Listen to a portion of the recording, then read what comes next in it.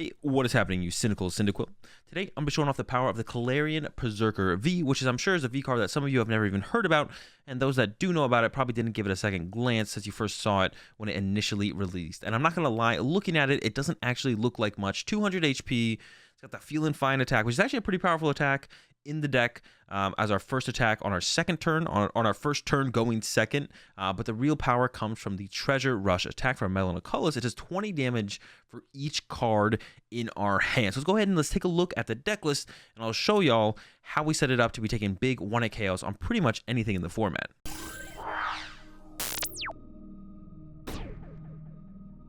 So we got to make some big hands so we can do some big damage with Treasure Rush. Now we do have some draw supporters in this deck.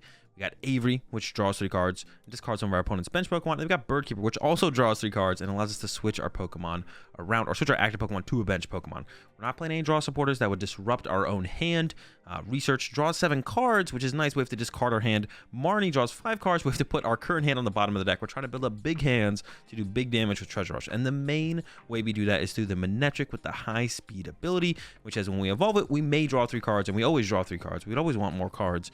And then also has free retreat cost, which is really, really nice. So 4/4 Manectric lining here. And our priority on our first turn, and even our second turn in almost every single game, is to try and get as many Electrike into possible as we possibly can to evolve them into the Manectric. So we got a couple ways to find the Electrics. We got some Stormy Mountains in here, 4 Battle VIP Pass, 4 Capture Energy. We don't play any Quick Ball because Quick Ball discards cards to play it, and we're trying to build a big hand, not discard our hand to be smaller. So none of that in here.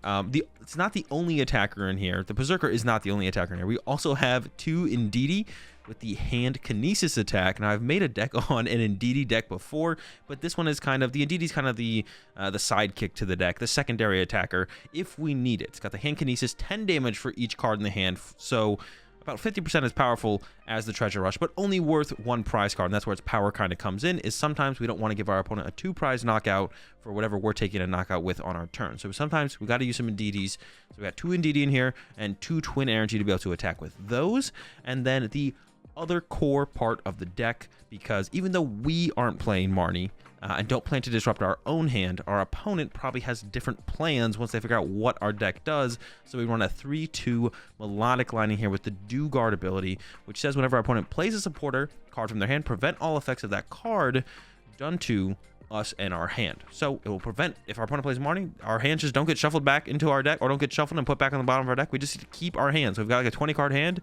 We still have a 20 card hand, and we're still 1-hit KOing anything that's in our opponent's active. So that's the list. Now let's go ahead and let's get some gameplay so I can show you guys how it's done. 1 second before we get into the game, just want to let you all know about the Full Grip Games holiday sale currently going on, and that will be going on up until the end of the month, November 30th. So if you're looking to treat some friends or family to some Pokemon products, or maybe even yourself, be sure to go check it out, fullgripgames.com. There'll be a link in the description. There's a ton of products on sale right now, but they're not going to last forever, so make sure you take advantage of these great prices while you can. And let's go ahead, let's get to the gameplay. All right, getting into it, we are going first, which is of course great. So we're looking at for as many Electrike as possible. We already got 1 here. Probably gonna open the Greninja. I'll wait to see. Wait, there's nothing to wait to see. Yeah, I'm probably gonna open the Greninja here. The Electrics are a little bit more important. The Greninja's cool, but not that cool. We're up against some kind of Lost Zone deck. Gonna get rid of the energy first here, and then a Capture Energy out. Another Electrike. We did prize an Electrike. We prized a Perrserker as well. Our Heavy Ball is here, though. Looks like we prized a Metal Saucer. So far, everything's looking pretty chill.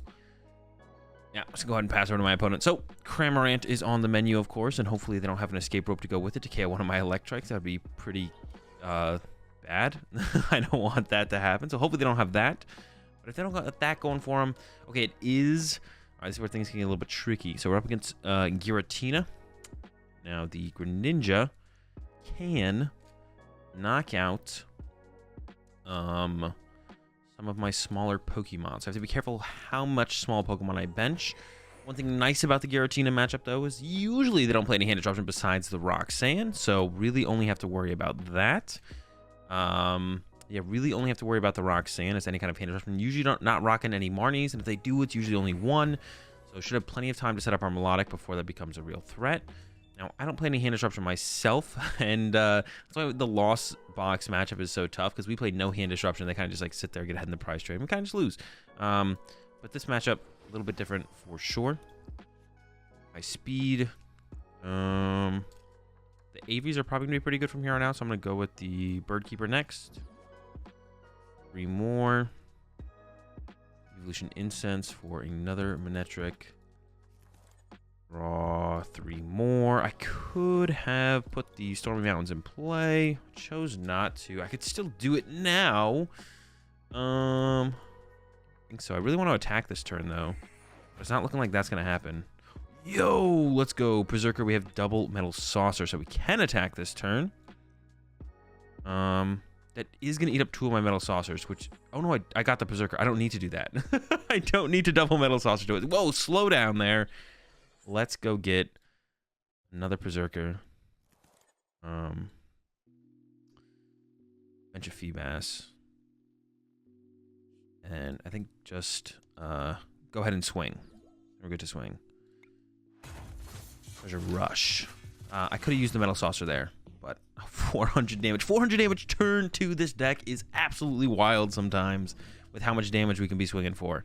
So got to get the Feebas into the Melodic ASAP, and then I do want to get another Feebas down. So one of the things we actually didn't draw into much of here is Scoop Up Nets. We didn't draw into any Scoop Up Nets, actually, in fact. And it would have been nice to reset some of these Manectrics to have some more bench space to work with to get some room for Feebas, next Feebas, but also maybe even just put, depending on what we draw, get the Electrike back into play so we can draw more cards with the Manectric on the following turn. So that's 5 here, not 7. And yeah, KOing that Comfey there was actually a pretty big deal because that probably severely limited their potential for damage this turn. They are going to get off the Cram attack. That's fine with me. I've never been scared of a Cram in my life. There's the Sableye. Now, the Sableye can be annoying. Really got a lot of snipe damage, which is scary sometimes. Go with the Bird Keep into a Manectric. Got the net this time. And I could use Greninja, but I really don't want to lose either of these energies, to be honest. I'm going to go Evolve. I'm going to net the Manectric. I think I am just going to attack with the Perrserker, the damaged Perrserker here. That feels best to me. Capture to this Perrserker. Get another Feebas in play. Now that our hand can be disrupted, I don't really have to throw down the Metal Saucer. I want to keep the Twin Energy potentially for the follow-up. I don't really have that many cards, to be honest. I really don't. I do kind of want to use the Greninja, but I feel like it's probably best not to. We're getting a KO here. We're going to get another card from that. But we're really not digging through our deck too aggressively here, which is really what I like to do with this deck most of the time. I think benching this other Perrserker was actually just a mistake, to be honest. Well, I didn't have my... I knew I was going to get my Melodic out this. So the one thing we can kind of play around pretty aggressively with this deck is that we're going to keep our hand. Like, we get to keep our hand once Melodic's in play. And I think I kind of botched that a little bit here. They actually could Greninja us this turn and KO my active. That was an easy Colress and my Feebas, which I wouldn't like that at all. Manectric also has free retreat, so it's like a constant pivot we have to use. They can also attack with Giratina this turn. They have gotten to that 7. So as long as they picked up a Mirage Gate over these... Have they used 3 Colress? Yeah, as long as they picked up a Mirage Gate over 3 Colress, they will be able to attack us with the Giratina. They might even be able to pull off a Lost Mine play. I'm not as hype on that for my opponent, though. I don't think that's going to be... oh, they actually might be... They might be attacking with Cramorant here. That actually might be their play here. We'll see. They did just put it back in the deck, so if they have some way to get it back out of the deck, I think that probably will be their play. I'll probably use an Avery next turn, because at this point I have so many Avery. Okay, it is the Mirage Gate, so that loads up the Tina. They don't have 10 in here yet. They only have 7. Have just... Oh, wait, they actually have 8. Did I miscount 4, 5, 6? Nope. I counted correctly. I was right on my assumption. They got 7. 1 gate. Oh, yep. Here's a Greninja play. So, benching Feebas. I could have not benched Feebas because I was pretty sure they couldn't Sableye this turn.